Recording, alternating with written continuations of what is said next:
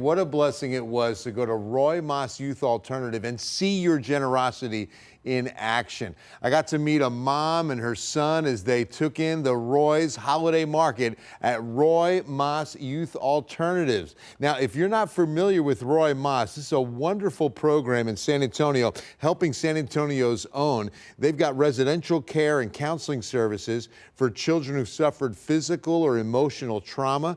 There's an on-site emergency shelter, a long-term residential care program. But this day was set aside for families to go through the holiday market, pick out necessities, as well as even toys that you provided. And this mom that I met today, she's very familiar because she was a foster child herself. Listen to this. Roy Moss has really given me that sense of hope that things could be better. They've given us that light at the end of the tunnel, that even though you're stuck in that dark place, there are people that are willing to reach out and make sure that you're doing okay, that there are people that love you even though they're not your immediate family.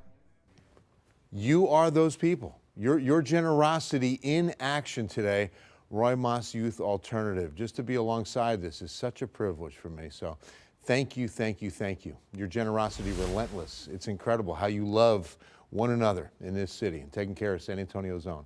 All right, let's start with some travel weather. You know, if you're traveling across the state of Texas, you could do it in shorts for Christmas, t-shirts for Christmas. I see nothing but upper 70s and 80s just about statewide. The only weather condition other than partly or mostly cloudy, no precipitation as you can see over the next 3 days. A little bit of wind on Christmas Day, and that's up in Amarillo. But I'm telling you, from Amarillo down to Corpus Christi, everything is looking problem-free. Now, if that drive is only to the airport, we do have some issues. Now, today and tonight, it was really the northeast, but as we move into Tuesday afternoon, it's looking like the same for Boston, New York, and maybe Los Angeles. But on Christmas Eve and Christmas, it really is the West Coast. Look at LA, highs in the lower 60s, near 60 on Christmas with a 100% chance of precipitation. The rest of the country looking like it's in good shape. All right, so the winds are moving pretty good right now. If that continues to be the case, we will not see too much fog develop, but we're going to see some.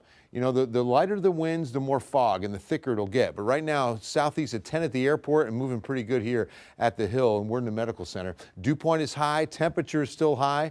We hit 79. They hit 86 at Pearsall, Cotulla, 85 Gonzales, 83 Seguin. Very warm for this time of year, and we're not alone. I mean, the entire nation is above average practically. You only see average temperatures across the East Coast and up around the Great Lakes. No one is below average this entire week. High pressure, the biggest culprit on all this heat. It will move south, and that's going to open the door for a front and a chance of rain.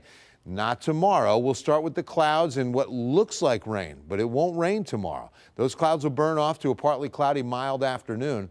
And then on Wednesday, a little green showing up on the radar for Christmas Eve, but that's only going to be a sprinkle, more in association with the fog. The rain's going to come in when this frontal boundary drops south, and that's not going to happen until probably Saturday night at the earliest. We're more or less looking at Sunday into Monday for some rain to develop. It'll be a backdoor front, so it looks as though it'll come down I-35 and looking like about midday on Sunday for the best chance of that rain. So from San Fernando Cathedral, let me walk you through the 14-day forecast. We're flirting with 80 for the next several afternoons. I think we could be as warm as 81 on Friday and Saturday both. Notice that we've got a breezy southwest wind on Thursday, Christmas Day. And then into the weekend, the rain chance right now 30 to 40% as we get that front moving through. So again, two holidays on this 14-day forecast. Christmas Day 79 and partly cloudy. And we're probably going to deal with some mild mornings. I mean, look at that. Mornings are mid-60s all week long through the weekend. We will get colder on that first month, or should say last Monday of the year, the 29th, and you see a 59-degree high. Then upper 30s on Tuesday the 30th. That's going to be the coldest. And right now, Vinny, New Year's Eve is looking pretty good.